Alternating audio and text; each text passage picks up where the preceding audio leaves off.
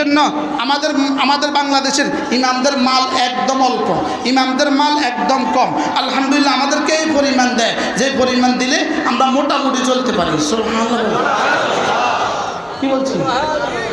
আচ্ছা, যদি আমাদের ইমামদের প্রত্যেকের এক একজনের বেতন হইতো 7 লাখ টাকা, তো 3 মাস পরে হয়ে যেত ওনার কাছে ইনকাম 21 লাখ 50, 1 বছর পরে হয়ে যেত কত?